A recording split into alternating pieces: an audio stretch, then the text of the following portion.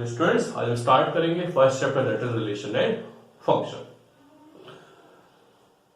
Student, इसका discussion अपन start करें इससे पहले हमको समझ लेना चाहिए कि इस चैप्टर का वेटेज कितना है 12th क्लास में और इसका एप्लीकेशन कहां कहां पे आने वाला है। तो यदि हम एप्लीकेशन की बात करें तो 12th क्लास में इनवर्स ट्रिग्नोमेट्रिक फंक्शंस, देन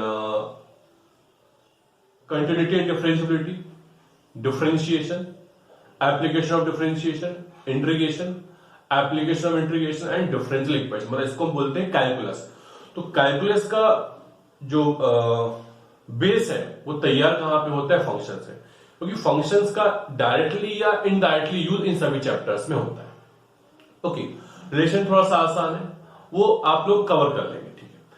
अब सेकेंड थिंग ये कि जब आप चैप्टर को पढ़ें तो इससे पहले आपका 11th क्लास के कुछ चैप्टर्स, मतलब chapter number 1 means set theory, इसके कुछ कॉन्सेप्ट, दैट मींस सेट क्या होता है, सबसेट क्या होते हैं, टोटल नंबर ऑफ सबसेट्स कैसे निकालते हैं हम लोग, और Cartesian product of two sets, इसकी आपको नॉलेज होना चाहिए। हालांकि जब हम डिस्कशन स्टार्ट करेंगे तो आपको मैं जहां भी जरूरत पड़ेगी मैं इन चीजों को रिवाइज कराता जाऊंगा, ठीक। एक चीज और, टीचिंग को थोड़ा सा हम इंटरेस्टिंग बनाने की कोशिश करते हैं, ठीक है। मतलब पॉसिबल नहीं है, फिर भी हम कोशिश करेंगे कि इसको एक अपन इंटरेक्टिव बनाने की कोशिश करें। तो करना क्या है, आपको पेन कॉपी साथ में लेके बैठेंगे आप लोग। जब भी मैं कोई क्वेश्चन पूछूंगा तो आप क्या करेंगे, वीडियो को पॉज करेंगे और क्वेश्चन का आंसर देने की कोशिश करेंगे, गॉट इट। और फिर से प्ले करना है, फिर टैली करना है कि आपका आंसर और मेरा आंसर मैच कर रहा है कि नहीं कर रहा, ठीक। और साथ में यदि आपको लगता है कि नहीं, कुछ नई मेथड आपके पास है, शॉर्ट टेक्निक आपके पास है, तो मुझे कमेंट बॉक्स में जरूर लिखें, ठीक है। तो चलिए स्टार्ट करते हैं हम लोग। सो नाउ स्टूडेंट, स्टार्ट करते हैं हम लोग, ठीक है। तो हम स्टार्ट करने से पहले क्या करते हैं, जो बेसिक कॉन्सेप्ट आपको रिक्वायर्ड है 11th क्लास के, उसको हम समराइज कर लेते हैं, ठीक है। तो 11th क्लास में आपने सीखा था Cartesian product of two sets, ठीक है, Cartesian product of two sets. तो हमने मान ली सेट ए लिया, 1 2 3 लिया, सेकंड सेट लिया 2 4, गॉट इट। अब ए क्रॉस बी निकाला, इसको हम क्या बोलते हैं, Cartesian product of A and B, that means A cross B. तो पेयरिंग करते हैं हम लोग, 1 की पेयरिंग 2 के साथ, 1 की पेयरिंग 4 के साथ, तो 1 2 1 4 2 2 2 4, ये जितने भी ऑर्डर पेयर बन सकते हैं ये सब मैंने लिख दिए, ठीक है। नाउ रिलेशन क्या होता है, आपको याद आ रहा है? 11th क्लास में डेफिनेशन क्या थी रिलेशन की? रिलेशन की डेफिनेशन ये थी कि subset of A cross B, subset of A cross B को हम क्या बोलते थे रिलेशन। तो देखो, तो हमने क्या किया, एक रिलेशन डिफाइन किया R1 x, y। अब समझो बेटा, इस चैप्टर में प्रॉब्लम ये होती है कि इसका जो प्रेजेंटेशन है वो आपको अच्छे लिखना आना चाहिए। तो सेट थ्योरी की सिंबल्स है, प्रेजेंटेशन है, वो भी आप रिवाइज करेंगे, ठीक है। तो x, y लिया हमने, इसमें x क्या है, y से छोटा है, ठीक है, कोई बात नहीं। तो x a से आएगा, y b से आएगा। तो इस प्रॉपर्टी को होल्ड करने वाले जो मेंबर्स होंगे वो क्या होंगे, 1 2 1 4 2 4 3 4, गॉट इट जी। तो कैन वी से the R1 is a subset of A cross B? बोलोगे हाँ सर, रिलेशन ये तो होता है, किसी A क्रॉस B का सबसेट होता है, उसको हम क्या बोलते हैं, रिलेशन बोलते हैं। यहां तक की बात रिवाइज हो गई। अब मुझे क्या सीखना है, टाइप्स ऑफ रिलेशन। मतलब 11th क्लास में यहां तक हम लोगों ने सीख लिया था, हम सीखने जा रहे हैं कि रिलेशन के टाइप क्या होते हैं, ठीक है, समझते चलो हम लोग। फर्स्ट टाइप ऑफ रिलेशन क्या होता है, एम्प्टी रिलेशन, या इसको हम क्या बोलते हैं, वर्ड रिलेशन। तो नाम सीख लिया आपको, एम्प्टी वर्ड, मतलब उस रिलेशन को होल्ड करने वाले पेयर्स मेरे पास अवेलेबल हो ही ना पाए, ठीक है। समझो कैसे, तो यदि मैं ए और बी लिया मैंने, अब ए क्रॉस बी निकालना आपको आता है, वो नहीं निकाल रहा मैं, ठीक है, डायरेक्टली रिलेशन निकाल रहा हूं जो एम्प्टी होगा, समझना।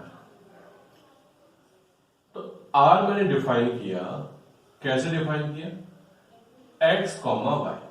चलो आप ही लोग बताओ, एक काम करो, एक ऐसा रिलेशन बताओ इन दो सेट के मेंबर्स के बीच में जो सेटिस्फाई ना कर पाए इस रिलेशनशिप को।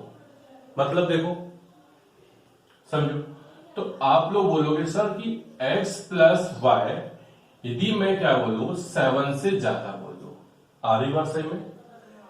x प्लस वाई क्या बोलूं मैं 7 से ज्यादा बोल दूं, तो आप लोग बोलेंगे यस सर, इन दोनों का सम हो 7 से ज्यादा। चेक करना सम 7 से ज्यादा आ रहा है कि नहीं आ रहा, तो आप बोलोगे नहीं सर, क्योंकि मैक्सिमम सम कितना आएगा 7 आएगा।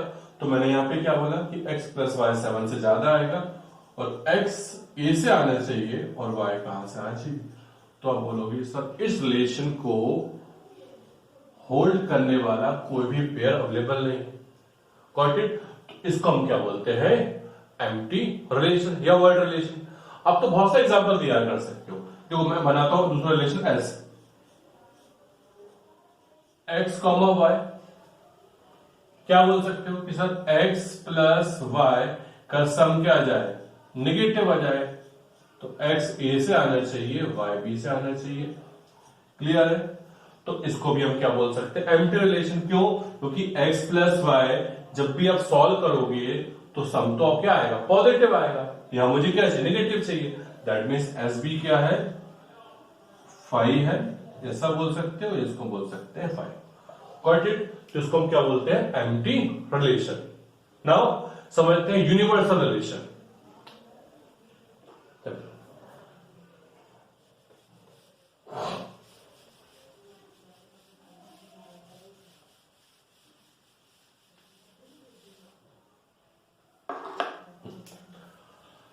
सेकेंड टाइप आ रहा है यूनिवर्सल रिलेशन।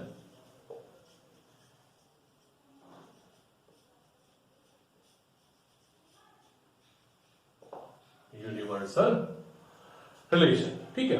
तो यूनिवर्सल का मतलब क्या होगा? सब कुछ कवर हो जाए, ठीक है। समझो, ऐसा में नहीं आएगा आपको। मैंने फिर से वो एग्जांपल लिया, ए सेट लिया, क्या था पिछली बार? आई थिंक था 1 2 3, और बी में क्या था? बी में शायद हमने लिया था 2 3 4, ठीक है। ये लिया था हम लोगों ने। ए क्रॉस बी निकालना जा रहा है इसका, क्या होगा ए क्रॉस बी? जब ए क्रॉस बी निकालोगे तो क्या क्या होगा? 1 2 1 3 1 4 2 2 2 3 2 4 3 2 3 3 3 4, ठीक है। ये तो होगा आपका ए क्रॉस बी। अब एक रिलेशन डिफाइन करते हैं, रिलेशन डिफाइन करते हैं are such that x comma Y. चलो आप ही लोग सोच के बताओ कि एक ऐसा कोई रिलेशन डिफाइन करो इनके बीच में ताकि पूरे के पूरे जो एलिमेंट्स है ना सब कवर हो जाए। तो आपको ना आंसर क्या होगा? किसी काम करो, x प्लस वाई जो है ना इसका सम आप क्या करो? 7 पॉजिटिव ये कर लो, और x कहां से आएगा? a से आएगा, y कहां से आएगा? b से आएगा। Got it? आई बात समझ में? क्या किया आप लोगों ने? एक ऐसा रिलेशन डिफाइन किया कि x प्लस वाई क्या आएगा? 7 से कम आना चाहिए। मतलब ऐसा एक फॉर्मूला जनरेट करो, ऐसा फॉर्मूला बनाने की कोशिश करो ताकि उस फॉर्मूले में जब भी एक्स और वाई की वैल्यू पुट करो ये पूरे के पूरे पेयर्स क्या करें? कवर हो जाए। तो अब देखो ध्यान से, एक्स प्लस वाई का सम 7 से कम पॉजिटिव आना चाहिए, इसमें चेक करो। यस, तो आर के अंदर क्या आ सकता है? 1,2 आ गया, ठीक है, और 1,3 भी आ जाएगा। मतलब यदि आप चेक करोगे तो जितने भी पेयर्स हैं सबके सब आर के अंदर आ जाएंगे, ठीक है। तो ए यदि हम बोलते हैं, आर यदि क्या बन जाए? ए क्रॉस बी के इक्वल आ जाए तो हम क्या बोलते हैं? इस रिलेशन को यूनिवर्सल रिलेशन। यहां तक बात से में आ गई। तो ये शायद आप लोगों ने 11th क्लास में थोड़ा सा सीख लिया था। अब जो पढ़ने जा रहे हैं हम लोग वो 12th क्लास के लिए काफी इंपॉर्टेंट है। मतलब उस पर बेस एक क्वेश्चन मान के चलो एग्जाम में आता है, ठीक है। तो स्टार्ट कर। सुनाओ स्टूडेंट, फर्स्ट इंपॉर्टेंट रिलेशन है रिफ्लेक्सिव रिलेशन। तो रिफ्लेक्सिव का आपको मीनिंग मालूम है क्या होता है? यदि आप इंग्लिश लैंग्वेज के बारे में बात करें तो रिफ्लेक्सिव का मतलब जहां तक मुझे मालूम है, the thing which is related to itself, जो खुद से क्या हो रिलेट हो जाए। तो यहां पे कैसे इसको अप्लाई करेंगे हम लोग, समझो। जैसे सेट ए में कितने मेंबर्स है बताओ? 3 मेंबर्स है। समझ ध्यान से, डेफिनेशन बाद में लिख लेंगे हम लोग, ठीक है? पहले समझो, इस सेट में 3 मेंबर्स है, ठीक है? फर्स्ट नंबर उठाओ, फर्स्ट नंबर लिया मैंने ए से, गॉट इट? अब A is related to itself, मतलब 1,1, A related to itself, it means 1 related to 1। इसको हम क्या लिखेंगे? यदि अपन पेयर में लिखेंगे क्या लिखेंगे? 1,1। तो मतलब यदि 1 इस सेट में है तो 1,1 रिलेशन में आना चाहिए। और ये केवल एक मेंबर के साथ नहीं, for each and every element of set ए, मतलब ए में जितने भी एलिमेंट्स है सबकी पेयरिंग खुद के साथ होना चाहिए। Each member should be associated और रिलेटेड टू इटसेल्फ, ठीक है? तो 1 हमने देखा ए में है, 1,1 R1 R के अंदर है, बिल्कुल है, देखो है यहां पे, क्लियर होगा? अब सेकंड मेंबर उठाओ, सेकंड मेंबर 2 है, तो 2 ए में है, तो 2,2 कहां जाना चाहिए? R के अंदर जाना है। चेक करो है क्या? यस, 2,2 भी। अब थर्ड मेंबर चेक करोगे आपको, तो 3 जो है ए के अंदर है, आईवासी में 3 कहां पे है? इस सेट के अंदर है। अब 3 should be related to itself, that means 3,3। तो 3,3 क्या आर के अंदर है? आप चेक करो, R1 के अंदर नहीं है। इसका मतलब ये जो रिलेशन है ना R1, that is not reflexive. आई भाषा में रिफ्लेक्सिव का मतलब क्या हुआ? मतलब हर एक मेंबर जो सेट के अंदर है वो खुद से एसोसिएट होना चाहिए। एसोसिएट होना मतलब यदि 1 सेट के अंदर है तो 1,1 रिलेशन में आना चाहिए, 2,2 रिलेशन में आना चाहिए, 3,3 रिलेशन में आना चाहिए। तो हमने देखा कि ये जो 3 मेंबर था वो क्या था? R1 के अंदर नहीं। तो 3 जो है सेट के अंदर तो है, लेकिन 3,3 इस रिलेशन में नहीं आ रहा। इसका मतलब R1 रिलेशन क्या है? रिफ्लेक्सिव नहीं हो। ऐसे अब चेक करो R2। अब तो फटाफट कर लोगे ना, 1 सेट में है तो 1,1 होना चाहिए, R1 R2 बिल्कुल है। 2 सेट के अंदर है, 2,2 भी है। 3 सेट के अंदर है, 3,3 रिलेशन में है। तो कुछ और मेंबर्स है, उसमें मुझे फर्क नहीं पड़ता। होना क्या चाहिए? हर एक मेंबर की पेयरिंग खुद के साथ होना चाहिए, और वो कहां अवेलेबल होना चाहिए? रिलेशन में अवेलेबल होना चाहिए। यहां तक बात समझ में आ गई? दैट मींस R1 जो था वो क्या था? रिफ्लेक्सिव नहीं था। R2 क्या है? रिफ्लेक्सिव है, ठीक है? यहां तक बात समझ में आ गई। अब इसको मैथमेटिकली मतलब प्रॉपरली लिखने की कोशिश करते हैं, इसकी डेफिनेशन क्या होती है समझ लो। लिखते हैं हम लोग, अ रिलेशन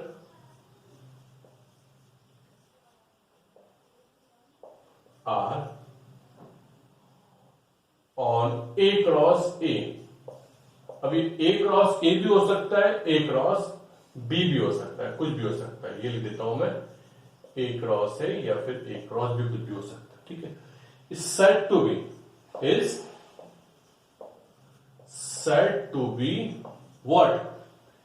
रिफ्लेक्सिव इफ, बोलो क्या होगा इसके आगे? इफ फॉर ऑल, इस सिंबल का मीनिंग मालूम है ना? क्या पढ़ते हैं इसको? For all, for each, for every, for all A belonging to A. Clear है? For A belonging to A comma A in R. यहां तक बात सही में आ गई है? For A belonging to A comma A belonging to R for all, हर एक मेंबर के लिए ऐसा होना चाहिए। ये नहीं करेंगे आप लोग कि किसी पर 1 को लिए चेक कर लिया, 2 के लिए चेक किया, 3 के लिए चेक नहीं किया। हर एक मेंबर जो भी ए में है ए कॉमा ए कहां जाना चाहिए, आर में जाना चाहिए। तो उसको हम क्या बोलते हैं, रिफ्लेक्सिव रिलेशन। यहां तक बात समझ में आ गई। हम सीखते हैं कौन सा, सिमेट्रिक रिलेशन। तो स्टूडेंट सेकंड रिलेशन है सिमेट्रिक रिलेशन। तो सिमेट्री का मतलब मालूम है क्या होता है? सिमेट्री आप लोग मेरे ख्याल से प्राइमरी क्लास सीखते आ रहे हो, ठीक है, टिल 12th क्लास, ठीक है। जैसे अपन बात करें ज्योमेट्रिकल शेप सिमेट्रिकल होते हैं, कैसे? तो आप बोलते थे, टीचर ने सिखाया था, ये जो अल्फाबेट ए है ना, ये सिमेट्रिकल है। सिमेट्रिकल से कैसे? ये इसका एक्सिस हुआ, ठीक है ना। तो इस एक्सिस के अराउंड इसको यदि रोटेट करेंगे हम लोग, तो इसके शेप में कोई अंतर नहीं आएगा। मतलब इस हिस्से को यहां ले जाओ, इस हिस्से को यहां ले जाओ, तो ये सिमेट्री मेंटेन करेगा, ठीक है। अब मैं बोलूंगा अल्फाबेट पी जो है सिमेट्रिकल नहीं होता, क्योंकि ये और इसकी जब इमेज बनेगी तो वो कैसी बनेगी, ऐसी बनेगी। मतलब पी अल्फाबेट सिमेट्रिकल नहीं है। मींस सिमेट्री के लिए क्या रिक्वायर्ड है, एक एक्सिस रिक्वायर्ड है, ठीक है। क्या रिक्वायर्ड, एक्सिस। तो इसको हम पहले ज्योमेट्रिकल समझते हैं, फिर हम लोग इसको लिखने की कोशिश करेंगे कि ऑर्डर पेयर में कैसे लिखते हैं इस चीज को। तो मैंने ऑलरेडी बना के रखा है, ये ए है और ये ए है, और ये मैंने बना दिया एक्सिस। ये एक्सिस वाला कौन सा, आइडेंटिटी रिलेशन वाला है। अब आइडेंटिटी रिलेशन मैंने बना दिया। चलिए R1 में जितने मेंबर्स, मुझे चेक करना है बेसिकली ये रिलेशन जो है सिमेट्रिक है कि नहीं। सिमेट्री कैसे यूज हो रही है आप समझना। तो 1 2 प्लॉट करना, तो आप बोलोगे सर 1,2, तो 1,2 ये रहा, है ना। थोड़ा बहुत इधर उधर हो सकता है, ये 1,2 है, ठीक है। और दूसरा एलिमेंट ढूंढो 2 1, ठीक है। तो 2 1 यहां पे कहीं होगा, लगभग ये रहा। तो देखो इस पॉइंट का रिफ्लेक्शन ये तो आएगा, तो पॉइंट भी अवेलेबल है, उसका रिफ्लेक्शन भी अवेलेबल है। क्लियर है? चलिए अब 2 3 चेक करो। 2 3 मीन्स 2 कहां गया, ये 2 3 लगभग यहां कहीं जाएगा, ये रहा 2 3, और ये तो 2 3 हो गया। लेकिन इसकी इमेज ये बनेगी यहां पे 3,2, ये यहां पे कहीं बनेगी। तो चेक करके बताओ क्या 3,2 यहां पे है? नहीं है। आई बात सही में? मतलब ये रिलेशन जो है वो सिमेट्रिक नहीं है। तो ज्योमेट्रिकली कैसे हमने समझने की कोशिश करी कि सिमेट्री वर्ड कैसे यूज हो रहा है यहां पे। क्लियर? तो अब उसको लिखे कैसे, समझे कैसे हम लोग, समझ। ये तो ज्योमेट्रिकल इंटरप्रिटेशन हो गया। अब एक्सप्रेशन की फॉर्म लिखने की कोशिश करते हैं हम लोग। देखो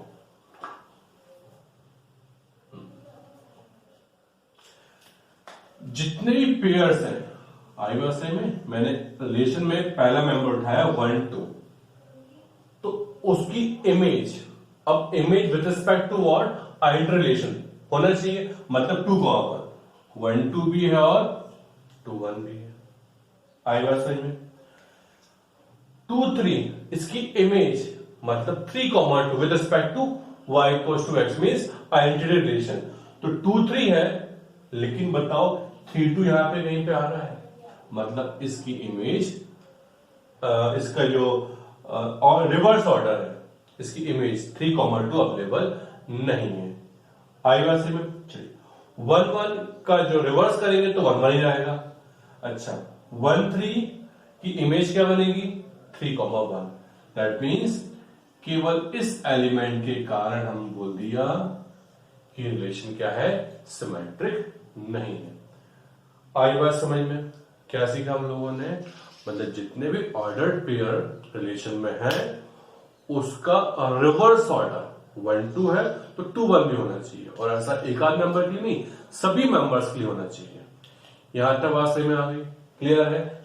तो सही में आया रिफ्लेक्सिव रिलेशन, सिमेट्रिक रिलेशन क्या होता है। अब इसको हम एक आध एग्जाम्पल लेते हैं हम लोग। R2 लिया मैंने for example 1 1 2 3 3 2 1 1 1 3 3 1। I bar SIM. अब आप बोलोगे सर ये जो रिलेशन है सिमेट्रिक है। सिमेट्रिक क्यों है? जितने भी ऑर्डर पेयर है उनका जो रिवर्स ऑर्डर भी है यहाँ अवेलेबल है। 1 1 का रिवर्स 1 1 ही होगा, 2 3 का रिवर्स 3 2 यहाँ अवेलेबल है। ठीक है, ये रिपीट कर दिया। सिमेट्रिक में ऐसा नहीं होता। 1 3 का रिवर्स ऑर्डर क्या होगा? 3 1। दैट मीन्स R1 सिमेट्रिक नहीं था, लेकिन R2 क्या है? सिमेट्रिक है। यहां तक बात समझ में आ गई। अब इसको हम क्या करते हैं? लिखने की कोशिश करते हैं कि डेफिनेशन ऑफ सिमेट्रिक रिलेशन क्या होता है। समझो, देखो तो बोलते हैं अपन let A B a non empty set then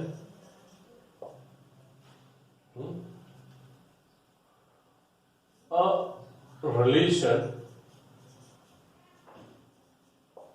on A cross A, इसमें A cross is said to be what? Symmetric.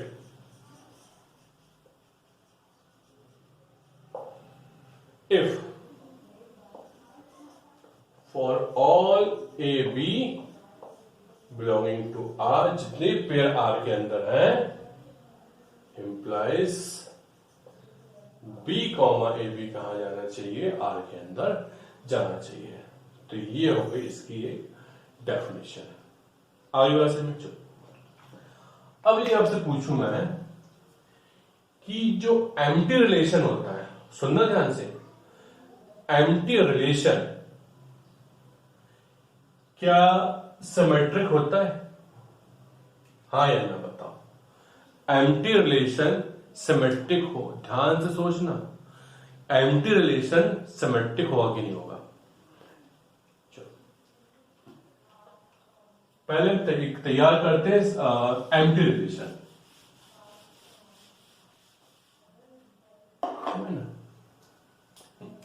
तो एक रिलेशन तैयार करते हैं R1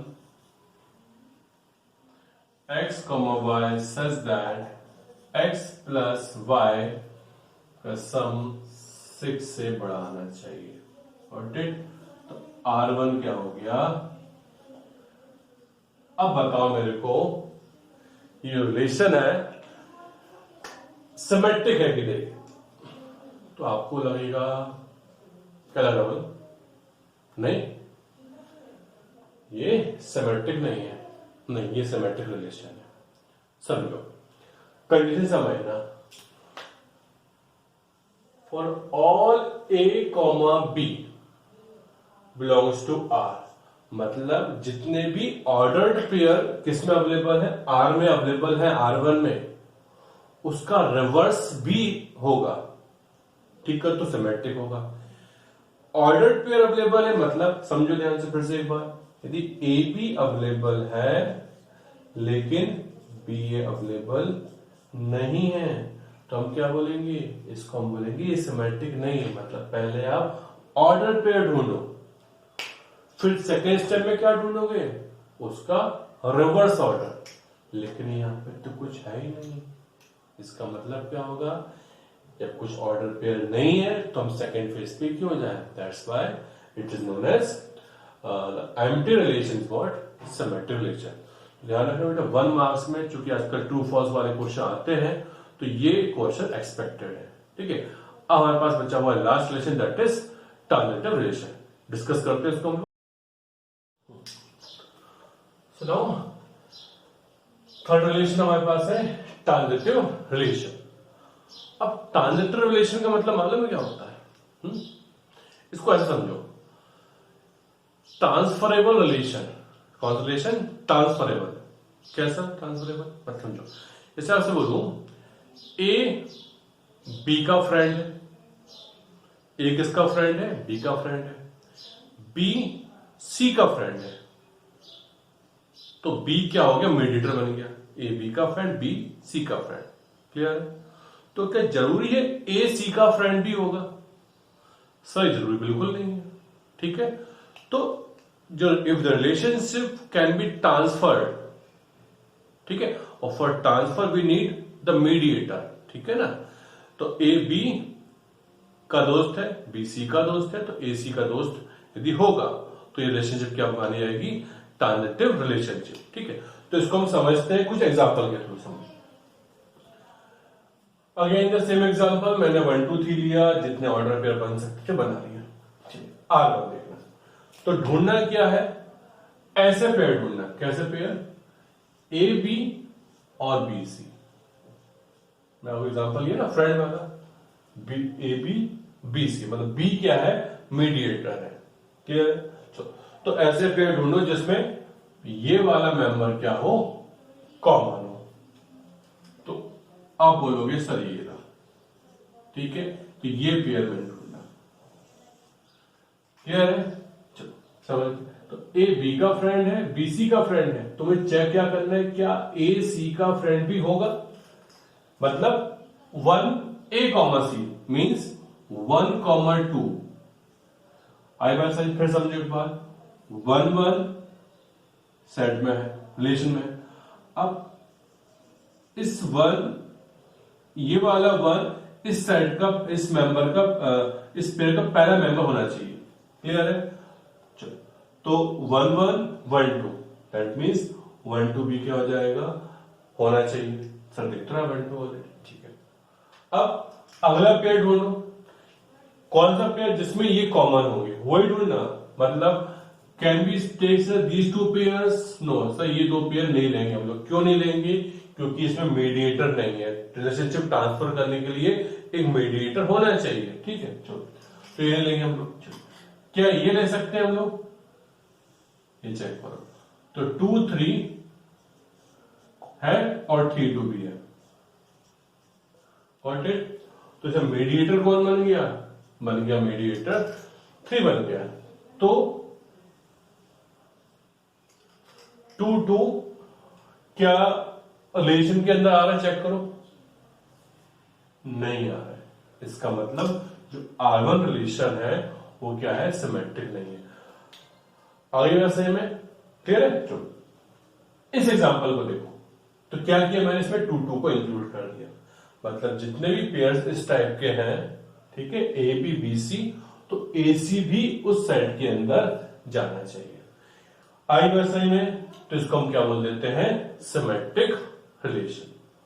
अब इसको लिखने की कोशिश करते हैं हम लोग। क्या? a non-empty set A B a relation on this that it is said to be transitive if for all A B and B C किसमें है, R के अंदर है, तो क्या होना चाहिए, A कॉमा C भी R के अंदर होगा। ठीक है, तो उसको हम क्या बोलते हैं, सिमेट्रिक से नॉट सिमेट्रिक ट्रांजिटिव रिलेशन। यहां तक बात सही में आई। अब सुनो, जब कोई रिलेशन रिफ्लेक्सिव भी हो जाए, सिमेट्रिक भी हो जाए और ट्रांजिटिव, मतलब तीनों कंडीशन है, रिफ्लेक्सिव, सिमेट्रिक एंड ट्रांजिटिव, तो उसको हम क्या बोलते हैं, equivalence relation. Got it? Equivalence relation. Clear है? क्लियर। अब यदि एग्जाम में क्वेश्चन आता है, कैसा क्वेश्चन कि चेक करके बताओ कि whether the following relation is equivalence और नॉट, तो तीनों चेक मत करना। जो भी लगता है कि सेटिस्फाई नहीं हो पाएगा वो एग्जांपल दे देना, बोल देना कि this is not reflect, this is not equivalence relation. ठीक है, तो हम कुछ क्वेश्चंस करते हैं ताकि आपके जो कॉन्सेप्ट है और अच्छे से क्लियर हो जाए।